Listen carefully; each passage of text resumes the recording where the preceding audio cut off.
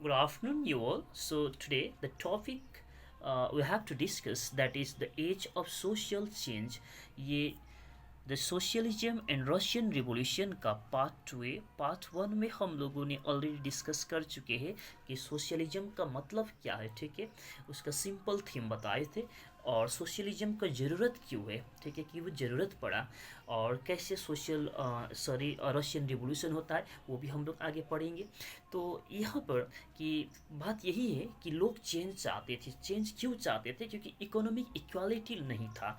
जैसे कि industrial revolution के बाद देखेंगे तो इंडस्ट्रियलिस्ट वर्कर्स को एक्सप्लॉइट करने लगे, ठीक है। और इसी तरह से हम लोग फ्रेंच रिवॉल्यूशन में देखेंगे first and second state tax पे नहीं करते थे बट टोटल प्रिविलेजेस इंजॉय करते थे, और थर्ड स्टेट को टैक्स भी पे करना होता था और कोई प्रिविलेजेस भी नहीं था।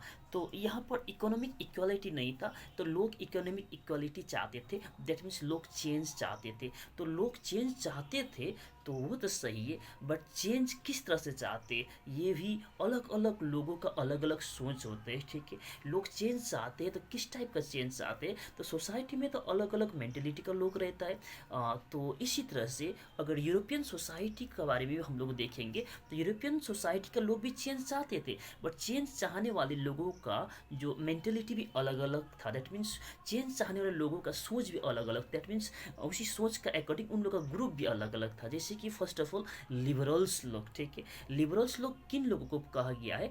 जनरली लिबरल्स लोग वो लोग थे जो लोग चेंज चाहते थे, wanted a nation which was tolerant all religions. That is first of all liberals लोग वो लोग थे, वो ग्रुप ऑफ पीपल थे यूरोप में जो लोग चाहते थे चेंज। और किस तरह का चेंज चाहते थे? फर्स्ट ऑफ ऑल ये लोग ऐसा नेशन क्रिएट करना चाहते थे, ऐसा नेशन क्रिएट करना चाहते थे जो नेशन जो है सभी रिलीजन के प्रति जो है टॉलरेंट हो। दैट मीन्स सभी रिलीजन के प्रति टॉलरेंट हो। तो क्या यूरोपियन सोसाइटी में रिलीजियस टॉलरेंस नहीं था? तो उस समय तो डेफिनेटली नहीं था। तो प्रेजेंट डे में भी देखेंगे most of the European society Christian society होने के बावजूद भी तो क्रिश्चियन कम्युनिटी में भी बहुत सारे डिविजन है। आरसी है, प्रोटेस्टियन है, दैट मीन्स रोमन कैथलिक है, प्रोटेस्टियन है, दैट मीन्स उसमें बहुत सारे ब्रांचेस है। कोई जीसस क्राइस्ट को मानते हैं तो कोई उनका मदर मरियम को भी मानते हैं, तो कोई उसको नहीं मानते, कोई मूर्ति पूजा करते, कोई मूर्ति पूजा नहीं करते। तो यहाँ पर रोमन कैथोलिक अलग है, प्रोटेस्टियन का आइडियोलॉजी प्रिंसिपल्स अलग है, ठीक है। दैट मीन्स अलग अलग चर्च को फॉलो करने वाले लोगों का विचारधारा अलग अलग होता था। दैट मीन्स ये एक दूसरे का एनिमी की तरह भी ट्रीट करते थे। दैट मीन्स सिर्फ क्रिश्चियनिटी बोलने से नहीं होगा, विद इन क्रिश्चियनिटी में बहुत सारे कन्फ्लिक्ट था, बहुत सारे ब्रांचेस था और है भी प्रेजेंट में, जैसे कि हिंदुइज्म में, ठीक है। तो ये लोग क्या चाहते थे? लिबरल्स लोग चाहते थे ऐसा राष्ट्र, ऐसा नेशन क्रिएट हो जहाँ पर सभी रिलीजन को इक्वल ट्रीटमेंट मिले। दैट मीन्स रिलीजियस टॉलरेंस हो। कोई भी राष्ट्र जो है ऐसा ना हो कि कोई एक पर्टिकुलर जो रिलीजियस कम्युनिटी को वो लोग क्या करे, डोमिनेट करे, डिस्क्रिमिनेट करे, ठीक है। सो ये लोग चाहते थे रिलीजियस टॉलरेंस चाहते थे, ऐसा राष्ट्र चाहते थे लिबरल्स लोग, first of all, okay. Secondly opposed uncontrolled power of dynastic rulers. That means उस समय तो डायनेस्टिक रूलर होता ही था। डायनेस्टिक रूलिंग के बारे में आप लोग ने पढ़े ही है फ्रेंच रिवोल्यूशन में भी, ठीक है।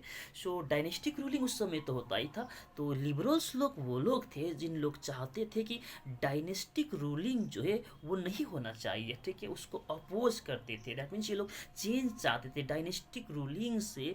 ये लोग जो है कि बहुत बोर हो चुके थे, इसीलिए डायनेस्टिक रूलिंग को ये लोग ख़त्म करना चाहते थे।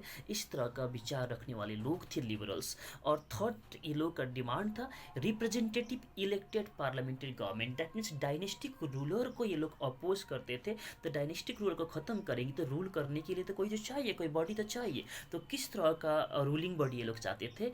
रिप्रेजेंटेटिव इलेक्टेड पार्लियामेंट्री गवर्नमेंट ये लोग चाहते थे। दैट मीन्स लिबरल्स लोग चाहते थे इलेक्टेड पार्लियामेंट्री पार्लियामेंट्री गवर्नमेंट चाहते थे लिबरल्स लोग, ठीक है। और साथ साथ they wanted right to vote, right to vote का भी बात करने लगे थे लिबरल्स लोग। बट यहाँ पर एक चीज़ आपको ध्यान देना होगा कि राइट टू वोट का मतलब क्या यूनिवर्सल एडल्ट फ्रेंचाइज को ये लोग इम्पोर्टेंस देते थे? तो नहीं, यूनिवर्सल एडल्ट फ्रेंचाइज तो आप जानते हैं, नहीं जानते हैं तो लिखिए कि नहीं जानते, ठीक है। जानते हैं तो लिखिए कि what is universal adult franchise. Okay, तो ये लोग यूनिवर्सल राइट टू वोट का बात तो करते थे, बट यूनिवर्सल एडल्ट फ्रेंचाइज को ये लोगों ने कोई इंपॉर्टेंस नहीं दिया। तो ये लोगों ने राइट टू वोट में क्या कहा कि वोट देने का अधिकार किसको होना चाहिए? ओनली मेन ऑफ प्रॉपर्टी को, मेन ऑफ प्रॉपर्टी, जिसका पास प्रॉपर्टी है वही वोट देंगे। And didn't want right to vote to women and men without property. That means किनको वोट देने का अधिकार नहीं होना चाहिए? इन लोगों का कहना था वीमेन को वोट देने का अधिकार नहीं होना चाहिए और मेन विदाउट प्रॉपर्टी को वोट देने का अधिकार नहीं होना चाहिए। ये लिबरल्स लोगों का सोच था। दैट मीन्स चेंज तो चाहते थे, चेंज चाहने वाले ही ग्रुप है। और लिबरल्स भी चाहते थे, रेडिकल्स भी चाहते थे चेंज, और इसी तरह से कंजर्वेटिव भी कुछ चेंज चाहने लगे थे। बट ये लोगों का विचार अलग अलग, किस तरह से चेंज चाहते थे। तो लिबरल्स के बारे में तो आप लोगों ने आज पढ़े, तो कल हम लोग पढ़ेंगे रेडिकल्स के बारे में। सो आज के लिए इतना ही। ओके, हैप्पी क्रिसमस और happy best of luck for your examination also. Okay, so bye bye.